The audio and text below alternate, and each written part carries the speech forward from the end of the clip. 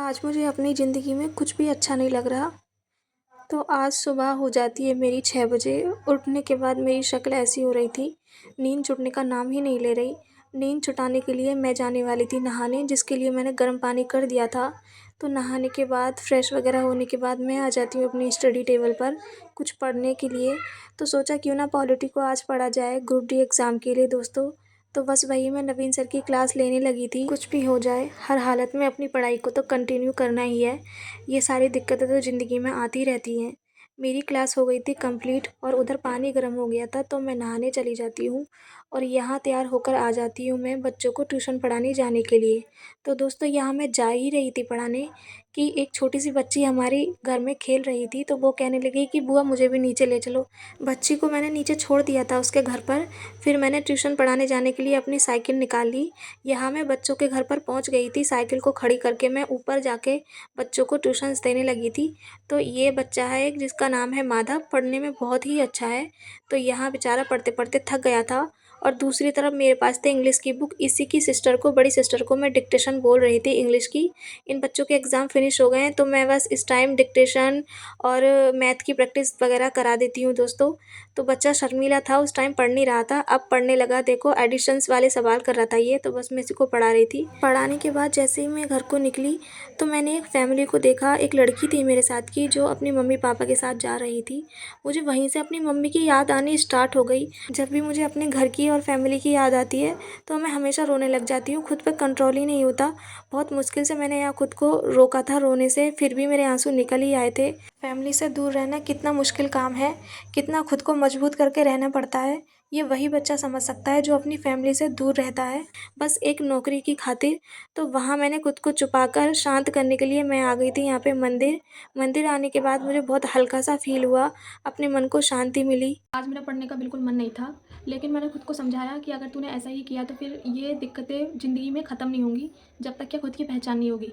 तो मैंने समझाकर अपने आप को अपनी स्टडी टेबल और चेयर पर बिठा दिया था। मंदिर से आने के बाद मेरा पढ़ने का मन तो था नहीं, लेकिन फिर भी मैंने सोचा कि ऐसे टाइम बर्बाद करना बहुत ही गलत बात है। तो यहाँ पर मैं नवीन सर की क्लास लेने लगी थी। आज ही नवीन सर ने बताया कि आने वाली यूपी पुलिस भर्ती के लिए जीएस को कैसे तैयार करें। तो बस मैं वही नवीन सर की क्लास को देखकर वही चीज़ फॉलो करने वाली थी, यानी जीके जीएस की स्ट्रेटजी को, कि हमें जीके जीएस को कैसे पढ़ना है और कौन सा सब्जेक्ट कैसे पढ़ना है, कितना टाइम देना है। 37 क्वेश्चन आते हैं जीके जीएस में यूपी पुलिस में, तो कौन सा सब्जेक्ट का कितना वेटेज रहा था, कितने किसके क्वेश्चन आए थे, बस वही बता रहे हैं। आपने देखा ही है कि यूपी कांस्टेबल की जो भर्ती आई है, उसी के लिए आरडब्ल्यूए टीम ने, सारे टीचर्स ने अपनी अपने सब्जेक्ट की स्ट्रेटजी बताई है। तो बस मैं आज उसी को लिखूंगी, उसका सिलेबस और कैसे पढ़ना है, कहाँ से पढ़ना है, मैं अपना पूरा टारगेट बना के रखूंगी। मैंने सर की क्लास ले ली थी और उन्होंने यूपी कांस्टेबल 2025 में जो अब 19,000 वैकेंसी आने वाली हैं, उसमें बताया था जीके स्ट्रेटजी को कि हम जीके कैसे पढ़ें, जीएस कैसे पढ़ें। तो ये देखो पूरा मैंने सिलेबस लिखा है, हर एक टॉपिक है, इतने सारे सारे सिलेबस के सारे टॉपिक्स लिखे हैं। तो ये जो मैंने लिखा है ये हमें जीके जीएस में पढ़ना है, जैसे history, polity, geography, economics, UP GK, statistics GK, science, computer और करंट, इतने सारी चीज़ें पढ़नी है, तब हमारी जीएस कंप्लीट होगी। तो फ्रेंड्स मैंने इन सब के आगे जो नंबर्स लिखे हैं ये वो नंबर्स हैं। एग्ज़ाम हुआ था री एग्ज़ाम, उसमें 5 शिफ्ट हुई थी, यानी एक दिन में 2 पेपर हुए थे। तो हिस्ट्री के उसमें सारे टोटल मिला के कितने क्वेश्चन आए थे, बस उसी क्वेश्चनों की मैंने यहाँ पे संख्या लिख रखी है। तो हिस्ट्री में 36 क्वेश्चन आए थे, पॉलिटी में 34, ज्योग्राफी में 47, इकोनॉमिक्स में 61 और यूपी जीके के 12 और स्टैटिस्टिक्स जीके के 114 और साइंस में जो आए थे वो 17 से 25 आए थे, कंप्यूटर में 17 आए थे और करंट अफेयर्स में 34 आए थे।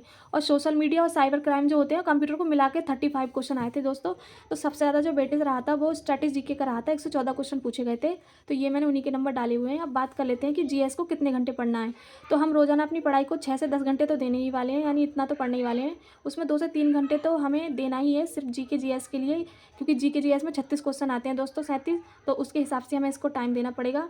और उसके साथ में हमें जो रखना पड़ेगा वो होगा अनुशासन, यानी हमें रोज़ क्लास लेनी है और सैटरडे संडे रिवीजन करना है। और अब बात कर लेते हैं बुक्स की कि बुक्स कौन सी लें। तो लूसेंट की बुक तो आपके पास होगी ही, उसके साथ साथ आप येलो बुक ले सकते हैं, वन लाइनर जीके जीएस की।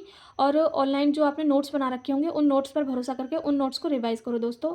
तो ये मेरी जीके जीएस की स्ट्रेटजी को मैं तो इसको फॉलो करने वाली हूँ। अगर आपको अच्छा लगे तो इसको फॉलो कर लेना, बाकी आपकी मर्जी है, आप जैसे चाहें पढ़ सकते हैं। और ये पूरा सिलेबस है जो मैंने लिख रखा है, यूपी पुलिस के लिए इतना सब कुछ पढ़ना है, जिसमें सबसे मेन इंपॉर्टेंट देखो विमुद्रीकरण, साइबर क्राइम, वस्तु एवं सेवा कर, पुरस्कार, सम्मान, देश राजधानी, मुद्राएं, दिवस, अनुशासन, अनुसंधान, खोज, पुस्तक, लेखक, ये सारी चीज़ें पढ़नी बहुत ज़्यादा इंपॉर्टेंट हो जाती हैं। ऊपर से यूपी जीके, राजस्व, पुलिस प्रणाली, मानवाधिकार, आतंकवाद और भारत के पड़ोसी देश, ये जरूर पढ़ लेना दोस्तों।